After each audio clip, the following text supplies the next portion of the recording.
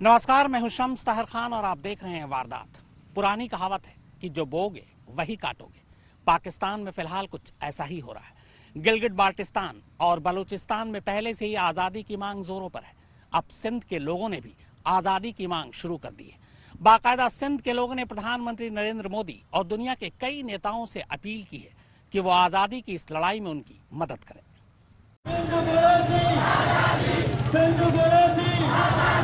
नरेंद्र मोदी जिंदाबाद।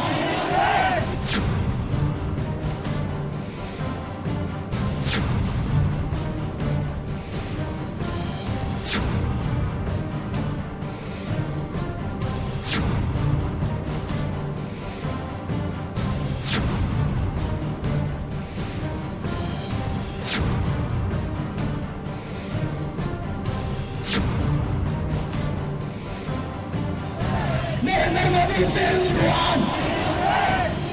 टूटते बिखरते पाकिस्तान की ये सबसे ताजी तस्वीर है।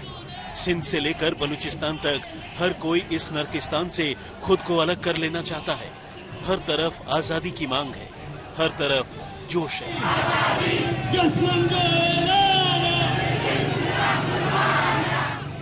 और हर तरफ सरकार के खिलाफ गुस्सा।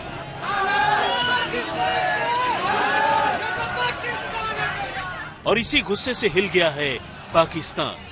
आज इसी टूटते बिखरते पाकिस्तान की नई इबारत की तस्वीर दिखाएंगे, लेकिन सबसे पहले शुरुआत सिंध में मोदी मोदी के नारे से। नरेंद्र मोदी जिंदाबाद।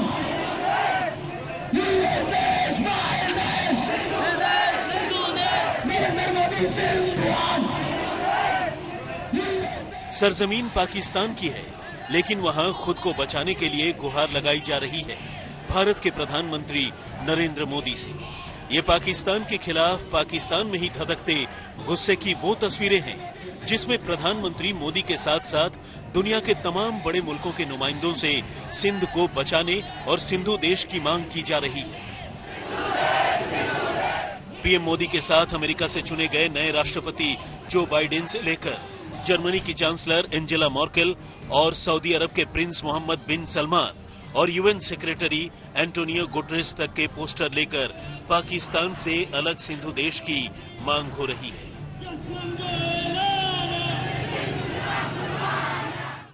सिंध में अलग देश की मांग पाकिस्तान के लिए एक बहुत बड़ा सरदर्द है, क्योंकि सिंधी आबादी पाकिस्तान के अंदर काफी ज्यादा है और सिंध पंजाब के बाद पाकिस्तान का दूसरा सबसे ज्यादा समृद्ध राज्य है।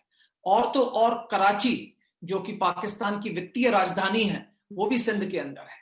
और सिंध के अंदर का जो टकराव होगा, ये बलूचिस्तान के साथ अगर होता है तो पाकिस्तान का जो समुद्र का जो रास्ता है वो पूरी तरह से ब्लॉक हो जाता है। और ये इसलिए पाकिस्तान के लिए काफी बड़ी गंभीर चेतावनी है, क्योंकि सिंध के लोग जो है काफी समय से असंतुष्ट रहे हैं, लेकिन अगर सिंध में असंतोष बढ़ता है तो ये पाकिस्तान के लिए काफी गंभीर समस्याएं पैदा कर सकता है। इस प्रदर्शन में प्रधानमंत्री मोदी के पोस्टर्स के साथ विश्व के कई नेताओं के पोस्टर देखे गए। उनसे ये इस तरह की मांग की गई कि वो सिंध देश के बनाने में हस्तक्षेप करें और उनकी मदद करें। पाकिस्तान इस वक्त बेहद मुश्किल दौर से गुजर रहा है। महंगाई चरम पर है, खजाना खाली है, लोग भूखों मर रहे हैं। ऐसे माहौल में पाकिस्तान के अलग अलग सूबे उससे अलग होने के लिए बेचैन हो गए हैं। उन्हीं में से एक है ये सिंध प्रांत। सिंध अगर पाकिस्तान से अलग हो जाता है तो पाकिस्तान के लिए बहुत बड़ा झटका होगा। कराची जो है उसकी अहमियत वही है जो मुंबई की अहमियत है हिंदुस्तान को। वो पाकिस्तान का कमर्शियल कैपिटल है। पाकिस्तान का 60% से ज्यादा रेवेन्यू सिंध से जनरेट होता है। पहले कंगाल पाकिस्तान के उसमें अगर वो 60% रेवेन्यू नहीं होगा तो वास्तव में देश चलाने के लिए पैसे नहीं होगा। पाकिस्तान में 70-72 साल से फौज ही डायरेक्टली और इनडायरेक्टली रूल कर रही है और सिंध चूंकि एक रिसोर्सफुल प्रोविंस है, पाकिस्तान के नेशनल एक्सचेकर को मोर देन 70% देता है। पाकिस्तान की 80% गैस सिंध से निकलती है। पाकिस्तान की इमरान सरकार की नींद उड़ा देने वाली ये विशाल रैली सिंधी राष्ट्रवाद का बिगुल बजाने वाले जीएम सैयद की 117वीं जयंती पर निकाली गई, जिसमें बुलंद आवाज के साथ सिंधु देश की मांग की गई। हर तरफ विरोध की आवाज लगाते लोग।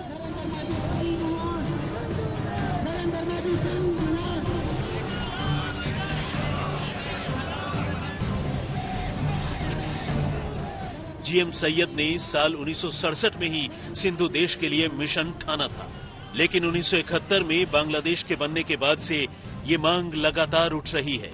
जब जब आवाज उठी उसे किसी न किसी तरीके से कुचल दिया गया, लेकिन एक बार फिर सिंधु देश की मांग जोर शोर से उठी है और पिछले कुछ दशक के दौरान सिंध के कई राष्ट्रवादी नेता, कार्यकर्ता और छात्र लापता हो चुके हैं। उन्हें यातनाएं दी गई और कथित तौर पर पाकिस्तानी सुरक्षा एजेंसियों ने उनकी हत्या कर दी।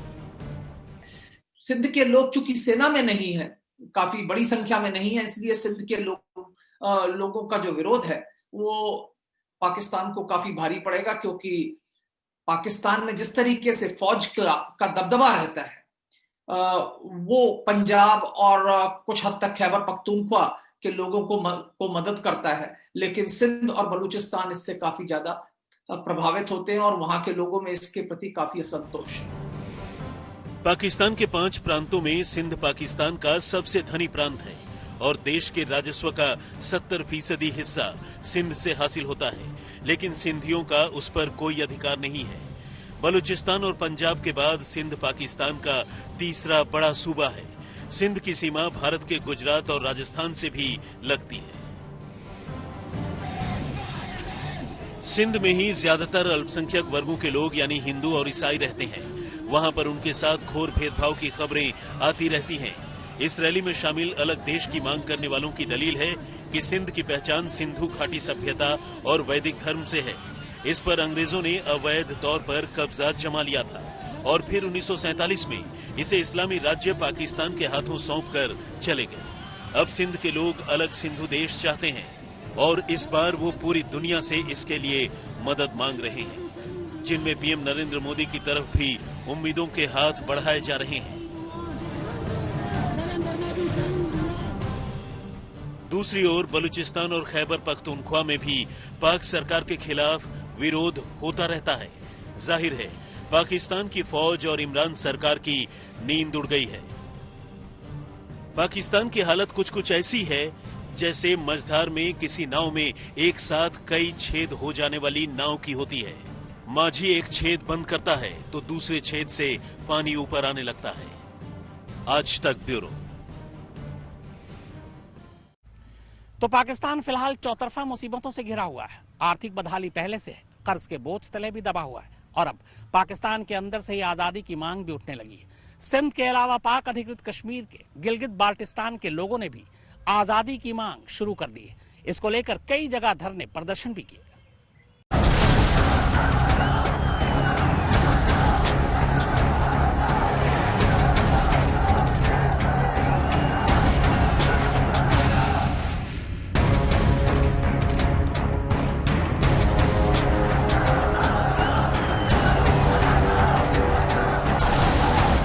आगजनी, बवाल, नारेबाजी, प्रदर्शन, ये सारी की सारी तस्वीरें पाक अधिकृत कश्मीर की हैं।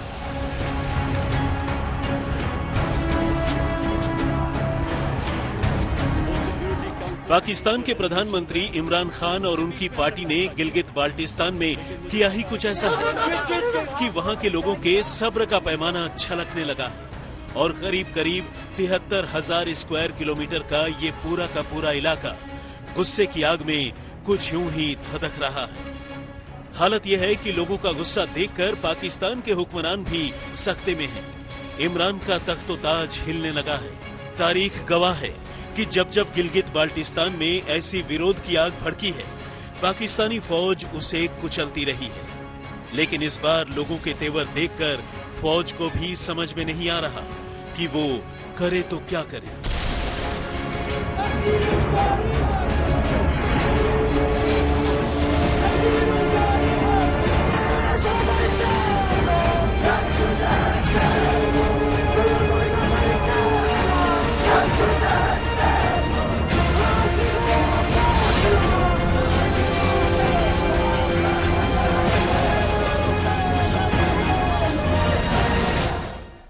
मैंने आज गिलगित बल्तिस्तान के लोगों को दूसरी भी मुबारक देनी थी, और वो ये कि जो हमने फैसला किया है कि गिलगित बल्तिस्तान को प्रोविंशियल स्टेटस देना है, जो इनकी डिमांड थी बड़ी देर की।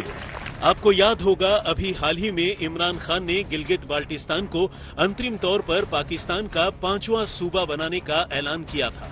इसके साथ ही ये भी जोड़ा था कि यहाँ के लोग लंबे समय से इसकी मांग कर रहे थे।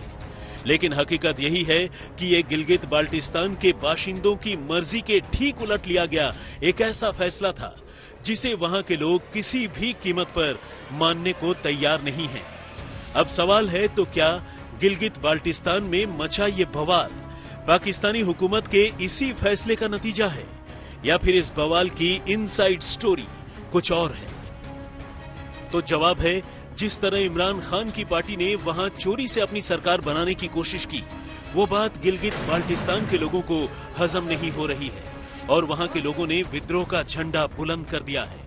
असल में इमरान की सरकार पर इल्जाम है कि उसने यहां के 33 सीटों वाली असेंबली चुनाव में जबरदस्त धांधली की है और इस धांधली की बदौलत ही इमरान की पार्टी पाकिस्तान तहरीक-ए-इंसाफ यानी पीटीआई को यहां सबसे ज्यादा सीटें मिली हैं।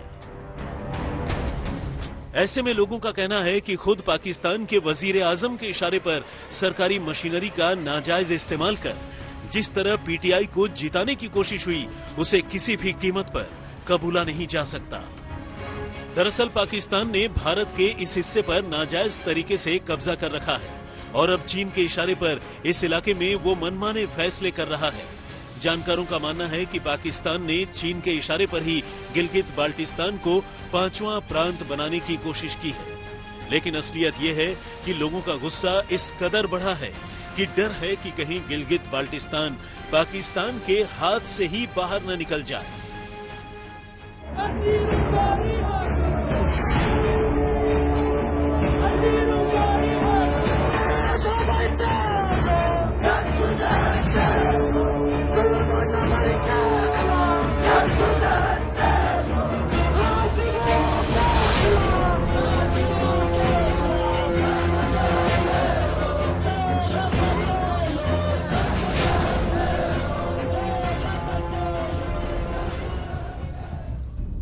पाकिस्तान पीपल्स पार्टी गिलगित बाल्टिस्तान के 4 जिलों स्कार्दू, खंचे, खरमंग और शिगर में जबरदस्त विरोध प्रदर्शन कर रही है।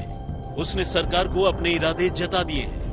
बेइंतहा ठंड की वजह से फिलहाल कई हिस्सों में धरना प्रदर्शन रोका गया है, लेकिन जानकार इसे एक नए तूफान के आहट के तौर पर देखते हैं। हालांकि पाकिस्तान सरकार यहां कराए गए चुनावों को साफ सुथरा साबित करने में जुटी है। उल्टे सरकार लोगों को ये चैलेंज कर रही है कि अगर उनके पास चुनाव में किसी तरह की धांधली के सबूत हैं, तो वो पेश करें। हद तो ये है कि ये बात वो इमरान खान और उनकी सरकार कह रही है जिन पर खुद फौज की मदद से चुनाव जीतने का संगीन इल्जाम है।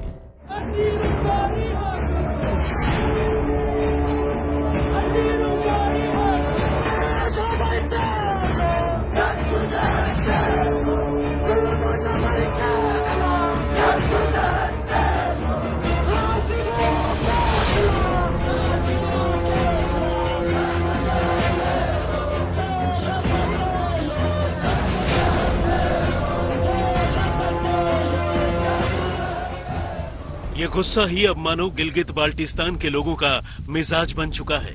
कश्मीर का ये हिस्सा अब पाकिस्तान के साथ रहना ही नहीं चाहता और पाकिस्तान की हुकूमत है कि उसे किसी भी कीमत पर अपने साथ रखने के लिए हर रोज नए तिकड़म करती है, नई चाल चलती है। और उसके ऐसा करने के पीछे 2 अहम वजहें हैं। एक तो यह हिस्सा भौगोलिक लिहाज से बेहद खूबसूरत है, ऊपर से वो चीन की मदद से इस इलाके में CPEC यानी चीन पाकिस्तान इकोनॉमिक कॉरिडोर बनाना चाहता है। ऐसे में इस इलाके पर कब्जा बरकरार रखना अब उसकी जरूरत भी है और मजबूरी भी। असल में ये जम्मू कश्मीर का वो इलाका है जिस पर पाकिस्तान ने नाजायज तरीके से कब्जा कर रखा है। इसलिए पाकिस्तान को हमेशा ये डर सताता रहता है कि कहीं भारत इस पर कब्जा न कर ले। खासकर सर्जिकल स्ट्राइक के बाद ये डर पाकिस्तान में गहरे समा गया है। वैसे तो इस तरह की बातें आम तौर पर ढकी छुपी रहती हैं, लेकिन पाकिस्तान पीपल्स पार्टी के बिलावल भुट्टो ने तो यह आशंका खुलेआम जता दी थी। जानकारों की माने तो यही वो डर है जिसके चलते इमरान सरकार गिलगित बाल्टिस्तान को पाकिस्तान का 5वां सूबा बनाने पर तुली है। उसने तो इसके लिए ऐलान भी कर दिया है, लेकिन असल में ये सब कुछ चीन को खुश करने की एक कोशिश भर है, ताकि सीपीईसी बनाते हुए चीन के दिमाग से ये डर भी निकल जाए कि भारत कभी इस इलाके पर दोबारा अपना कब्जा हासिल कर सकता है। दरअसल पाकिस्तान सरकार को लगता है कि ऐसा करने से इस इलाके पर उसकी पकड़ और मजबूत हो जाएगी और भारत इसे जम्मू कश्मीर में नहीं मिला पाएगा। लेकिन इधर धारा 370 खत्म कर जम्मू कश्मीर को 2 केंद्र शासित प्रदेशों में बांटने के भारत सरकार के फैसले के बाद से ही पाकिस्तान की गिलगित बाल्टिस्तान को लेकर बेचैनी बढ़ गई है। वो इस इलाके को देश का 5वां सूबा बनाने के लिए बेकरार था, लेकिन पाकिस्तान चाहे लाख चालबाजियां करता रहे, भारत ने भी 2 टूक कह दिया है कि वो गिलगित बाल्टिस्तान समेत पूरा पीओके लेकर रहेगा। बात यदि पाकिस्तान के साथ होगी तभी होगी जबकि जो आतंकवाद वो संरक्षण देने का काम, पैदा करने का काम पाकिस्तान अपनी धरती पर कर रहा है, जब तक उस आतंकवाद को समाप्त नहीं करता है तो पाकिस्तान से बातचीत करने का कोई कारण नहीं है मेरे बहनों भाई। और आगे भी जो बातचीत होगी, किस मुद्दे पर बातचीत होगी? अरे बात होगी अब तो पाक अधिकृत कश्मीर पर बात होगी बहनों भाई, और किसी मुद्दे पर बात नहीं।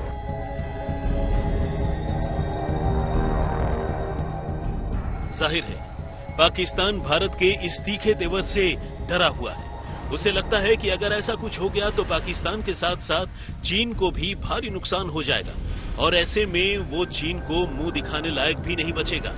इसीलिए वो न केवल गिलगित बाल्टिस्तान पर अपनी पकड़ मजबूत करने में जुटा है, बल्कि इसके लिए यहाँ के लोगों पर कहर भी ढा रहा है। यहाँ भले ही विकास के तमाम काम हो रहे हों, लेकिन इसका फायदा यहाँ के लोगों को नहीं मिल रहा और ऐसे में लोगों ने विद्रोह का झंडा बुलंद कर पाकिस्तानी हुक्मरानों की नींद हराम कर दी है। आज तक ब्यूरो। बलूचिस्तान दुनिया की सबसे अमीर जगहों में से एक है, लेकिन सच्चाई ये है कि पाकिस्तान ने कभी बलूची लोगों को अपना माना ही नहीं। यही वजह है कि बलूचिस्तान के लोग पाकिस्तान से आजादी चाहते हैं और इसको लेकर एक लंबे वक्त से आजादी की लड़ाई लड़ रहे हैं।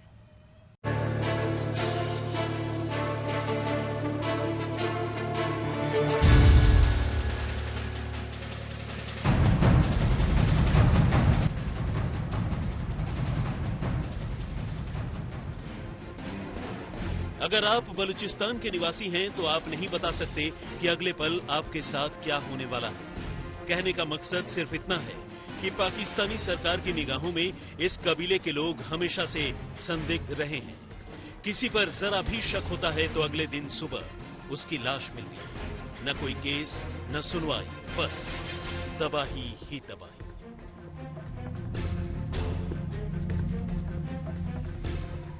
मगर अब पाकिस्तान के इस पश्चिमी इलाके में रहने वाले बलूचिस्तानियों ने तय कर लिया है कि अगर लड़कर लेना पड़ा तो लड़कर और मरकर लेना पड़ा तो मरकर, मगर बलूचिस्तान को पाकिस्तान से आजाद कराएं।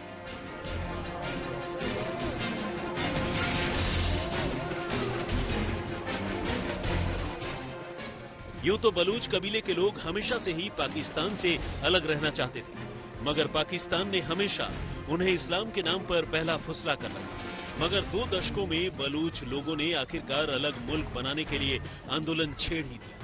इस आंदोलन की शुरुआत गुरिल्ला हमलों से हुई थी और फिर इसमें शामिल लोगों का गुट बढ़ते बढ़ते चरमपंथी और अलगाववादी बन गया। लेकिन पाकिस्तानी आर्मी लगातार बलूच लोगों के इस आंदोलन को दबाने की कोशिशों में जुटी है। बलूचिस्तान के ज्यादातर नेता अपनी जान गंवा चुके हैं और जो जिंदा हैं वो विदेशों में निर्वासित जीवन बिता रहे हैं, मगर उन्होंने पाकिस्तान से आजादी की मांग को छोड़ा नहीं है।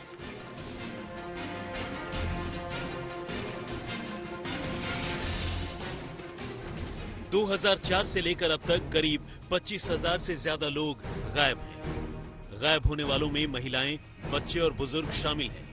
2004 में सैन्य ऑपरेशन की शुरुआत परवेज मुशर्रफ ने की थी। 2006 में पाक आर्मी ने बलूच नेता बुगती की हत्या कर दी।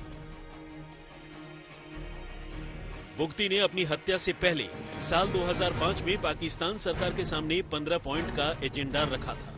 बुगती के एजेंडे में बलूचिस्तान की प्राकृतिक संपदा, बलूचों की सुरक्षा और इलाके में सैन्य अड्डा बनाने पर रोक जैसे मुद्दे थे, लेकिन पाक सरकार ने इसे नजरअंदाज कर दिया। इसी के बाद पाकिस्तान सरकार के शोषण के खिलाफ बलूचिस्तान में फिर से आंदोलन शुरू हो गया।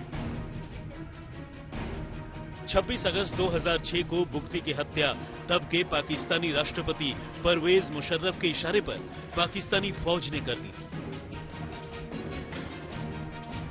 आजादी के वक्त बलूचिस्तान के लोगों की मांग को नजरअंदाज करके इसे पाकिस्तान में मिला तो दिया गया, मगर गाहे बगाहे बलूच कबीले के लोग खुद को पाकिस्तान से अलग कर नए राष्ट्र की मांग करते थे। साल 2000 के बाद से इस मांग ने जोर पकड़ना शुरू किया और तभी से शुरू हुआ पाकिस्तान में बलूचिस्तान पर सितम।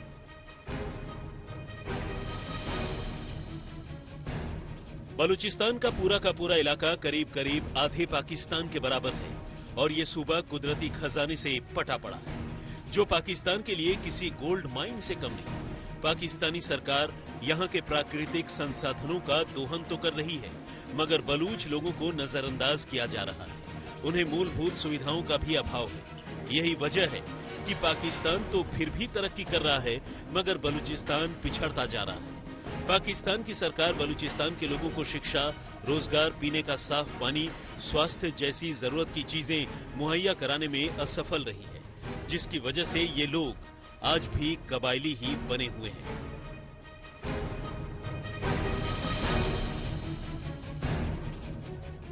इसी बलूचिस्तान में वो ग्वादर पोर्ट भी पड़ता है, जिसे पाकिस्तान ने चीन को लीज पर दे रखा है। ग्वादर पोर्ट से चीन तक आर्थिक कॉरिडोर तैयार किया गया है, जिसमें 3 लाख करोड़ से ज्यादा का कारोबार समाहित है। ऐसे में अगर बलूचिस्तान पाकिस्तान के हाथ से निकला तो पाकिस्तान के लिए 2 जून की रोटी के लाले पड़ जाएंगे और पाकिस्तान ये बहुत अच्छे से जानता है। लिहाजा वो अपने हाथ से इस सोने का अंडा देने वाली मुर्गी को निकलने नहीं देना चाहता और इसीलिए पाकिस्तान से अलग होने वाली हर बलूच की आवाज को यहाँ बुलंद होने से पहले ही दबा दिया जाता है। तो वारदात में फिलहाल इतना ही, मगर आज तक पर खबरों का सिलसिला लगातार जारी है।